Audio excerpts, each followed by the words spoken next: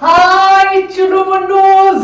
This is a very special video right from the heart of Vedanta Biotonic for the youngest of all mascots, वो mascots जो अभी तक शायद completely Vedanta Biotonic के part नहीं बने. अब आप सोच रहे हो what is mascots? Mascot is a very very special term. Mascot वो बच्चे होते हैं जो Vedanta Biotonic family के पार्ट बन जाते हैं.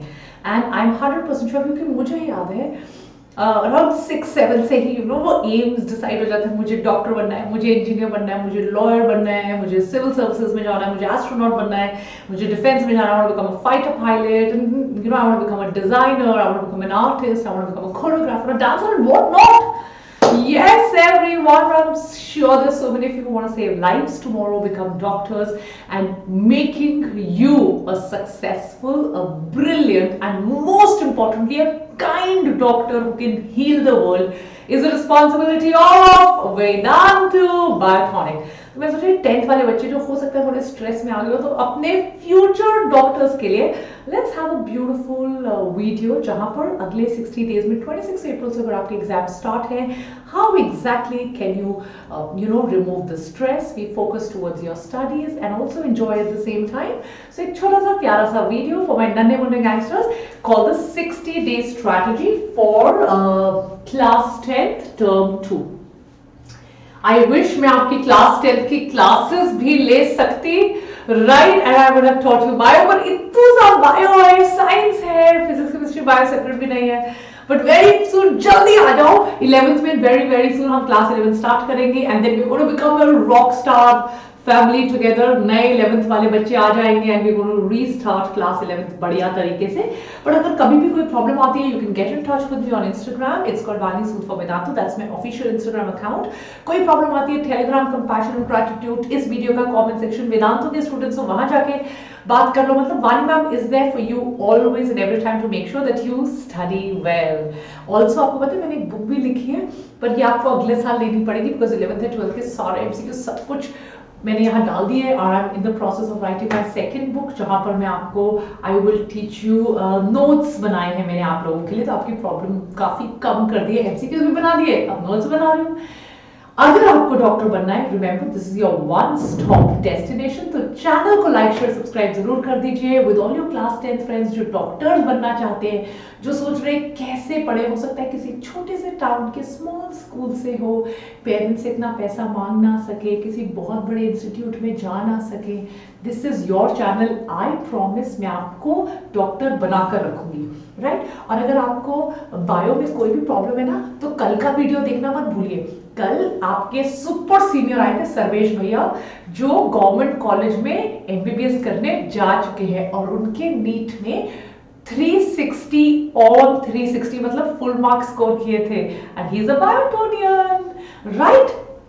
वेदांतु के बारे में आपको पता होगा, नहीं पता तो मेरी लाइव क्लासेस होती हैं जहां मैं बहुत इंटरेक्शन करके ऑडियो वीडियो आपका अनम्यूट करके आपसे बात करती हूँ. आई टेल यू हर एक कॉन्सेप्ट बहुत डीप तरीके से समझाती हूँ. फाउंडेशन करवा रहे हैं हम, ताकि आप लोग 10th में रहते ही थोड़ा थोड़ा थोड़ा थोड़ा करके 11th की तैयारी कर सको. एमसीक्यूज होते हैं रेगुलर, आपके डाउट क्लियरिंग सेशंस होते हैं in class, after class, time management के बारे में बताया जाता है, बहुत कुछ होता है. तो ओलंपियाड्स में भी अगर आपको अच्छा करना है, वोल्ट एग्जाम जो 26 फेब को है, देना मत भूलिएगा, राइट. तो आते हैं study time table for class 10th. आपको दिखाई दे रहा है बच्चों? Can you all see that, right. Brightness को ऐसे कर लेते हैं ताकि आपको और अच्छे से दिखाई दे. यस, देखो कितनी प्यारी ब्यूटीफुल ऐसे जिगजिग स्लाइड है, तो ध्यान से देखो. Study timetable for class 10 students of 2022. देखो बेटा, I would prefer that you get up early because NEET में आगे से आगे भी आपको पढ़ना पड़ेगा. अब इस साल कोई समर वेकेशंस नहीं मिलेंगे, जल्दी जल्दी हमें पढ़ाई शुरू करनी पड़ेगी so that we are on top of the competition. So start trying getting up a little early. And morning is the effective time to study and learn new things. So जो भी टॉपिक्स में आप week हो, जो आप भूल जाते हो, जिन टॉपिक्स को आपको दोबारा मेमोराइज करना है, जो इतने अच्छे से नहीं आता, उनको मॉर्निंग में पढ़ना शुरू कर दो. 9 AM have a healthy breakfast. ये टाइम टेबल मैंने इस हिसाब से बनाया दैट होपिंग कि अब तो स्कूल में आपको सिर्फ प्री बोर्ड्स वगैरह देने जाना है, स्कूल और नहीं जाना है, आपकी तैयारी शुरू हो रही है. Have your breakfast, relax for some time. और उसके बाद जब दिन शुरू होता है ना 9:30 10, दैट्स अ टाइम आप थोड़ा रिवाइज कर लीजिए जो आपने पढ़ा है. साइंस हो गया, मैथमेटिक्स हो गया, राइट. 15-15 मिनट मिनट्स की ब्रेक्स लेकर रिवाइज करते रहिए, दैट इज वेरी इंपॉर्टेंट। जितना साइकिल्स आप रिविजन का बढ़ाओगे ना, उतना ज्यादा आपको एग्जाम में इजीली चीजें याद आएंगी। तो देखो 9:45 से 10:45 या 11 तक पढ़ा, छोटा सा ब्रेक ले लिया, फिर आपने रिवीजन साइकिल डाल दिया यहाँ पर, 12 बजे रिलैक्स कर लिया, राइट, 12 से 1 थोड़ा रिलैक्स, थोड़ी देर 15-20 मिनट का try this concept of power sleep, it really helps. 15-20 minutes होके यू फील वेरी रिफ्रेश्ड। फिर whatever subject you are weak in, आप वो पढ़िए which you like to study, because ये सोने का टाइम है, तो हो सकता है थोड़ी नींद आए, तो जिसमें मन भी लग रहा है ना वो वाला सब्जेक्ट पढ़ लो। कॉफी ब्रेक, चाय ब्रेक टाइप्स, मैं तो बहुत चाय कॉफी पीती हूँ, तो छोटा सा ब्रेक ले लिया, right. 4:30 you can not give your 100% here, वो वाला सब्जेक्ट लो, क्योंकि शाम आ गई है, राइट। तो जो भी सब्जेक्ट जिसको आप 100% नहीं दे पा रहे हो, वो अभी शाम को पिकअप करो। Activities which help you to relax in the evening, go for a walk, go for a jog, थोड़ी देर गार्डन में चले जाओ, पार्क में चले जाओ, थोड़ी देर कुछ कुछ फनी वीडियोस देख लो, कुछ मोटिवेशनल इंस्पिरेशनल कंटेंट देख लो।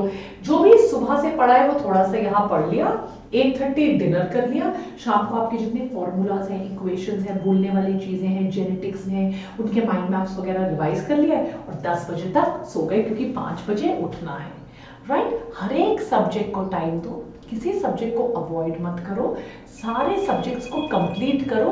कोई भी ऐसा सब्जेक्ट नहीं होना चाहिए जो आपका कंप्लीट नहीं हुआ है। अगर आपका सब्जेक्ट कंप्लीट नहीं हुआ है, that is a very big problem. आप उसकी वजह से लास्ट में आपको हेक्टिक हो जाएगा, स्ट्रेस लगेगा। अभी टाइम है, हर एक सब्जेक्ट को इंडिविजुअली टाइम दो और उसे कंप्लीट करो। Is that clear? Now subjects आपके प्लान में क्या है, कलर कोड दे दो। मान लो आप बायो को या साइंस को येलो कलर कोड दे रहे हो, हिंदी को ग्रीन कलर कोड दे रहे हो, ब्लू आप इंग्लिश को दे रहे हो, एसएसटी हो गया, एनवायरमेंटल स्टडीज एंड ऑल, ऐसे, राइट। सो आपको बहुत इजीली पता चल जाएगा। अच्छा, और टाइम ब्लॉक करो, सुबह का टाइम साइंस का है, रात को या रात का टाइम साइंस का, सुबह उठ के एसएसटी पढ़ता हूँ, बिकॉज उसमें मुझे बहुत ज्यादा भूल जाता हूँ या मुझे नींद आती है, कलर कोड से करो। एंड गाइस, एक बहुत इंपॉर्टेंट प्रॉब्लम होती है जो 9th-10th में शुरू हो जाती है और एंड तक रहती है। उस बहुत इंपॉर्टेंट प्रॉब्लम को हम कहते हैं, हम पता है क्या करते हैं, हम टारगेट ऐसे देते हैं ना कि इन टारगेट्स का तो कोई जवाब ही नहीं है। Are you getting my point? मैं क्या कहना चाह रही हूं? ऐसे टारगेट्स देते हो जिन टारगेट्स को तो मतलब आप कभी फुलफिल ही नहीं कर सकते, ऐसे targets. So please make sure that you are giving equal time to all the portions and उस टाइम में क्या अचीव हो सकता है।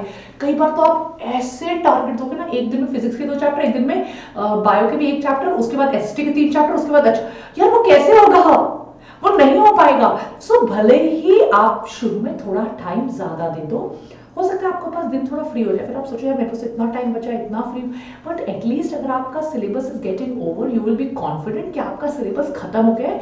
So next day also you will want to do more. But if you give 10x what you can do in one day, you can do x, but you give 10x, you will not be able to cover the syllabus, which will make you very sad, and अगले दिन फिर वो spill over होगा, पिछले दिन का नहीं हुआ, oh my god, फिर दोबारा टाइम टेबल बनाओगे, उसका कोई फायदा नहीं है।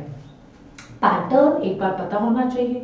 कई बार ओवर कॉन्फिडेंस में हम पैटर्न को देखते नहीं है, पूरा सिलेबस आपको खत्म करना है, राइट। और इसके लिए सबसे इंपॉर्टेंट बार बार सिलेबस देखना ही है कि हम कुछ मिस ना कर दें, स्पेशली कुछ डिफिकल्ट चीज मिस ना कर दें, राइट। जो एग्जाम में जिसके आने का चांस है, एक बार पैटर्न देख लिया, सिलेबस देख लिया, जो डिफिकल्ट है उसको ज्यादा टाइम दो, जो मॉडरेट और इजी है उसको कम टाइम दो, सारी चीजों में इक्वली टाइम डिस्ट्रीब्यूट करो।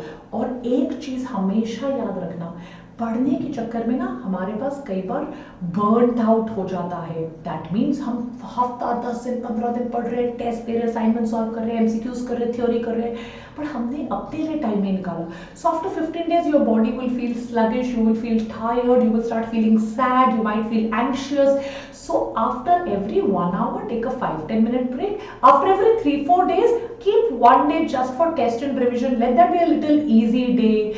You could talk to your friends, but if friends से बात करके आपको anxiety आती है, talk to your parents, teachers. 1 day for breaks is also important because April में exam है, अभी Feb चल रहा है, you still have a lot of time.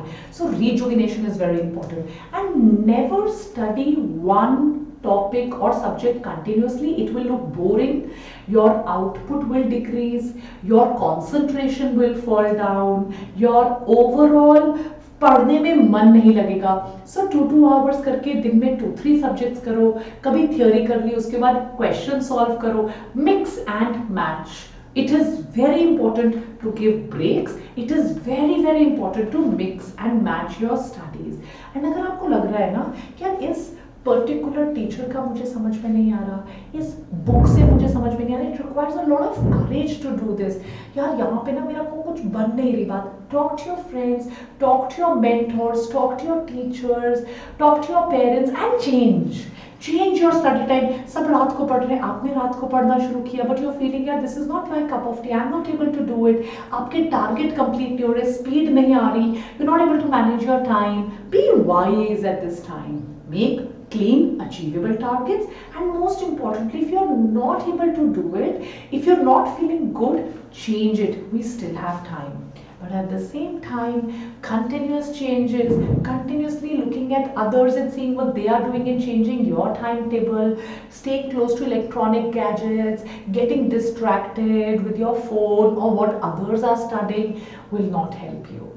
10th will form your foundation. So it is so important that you stay focused.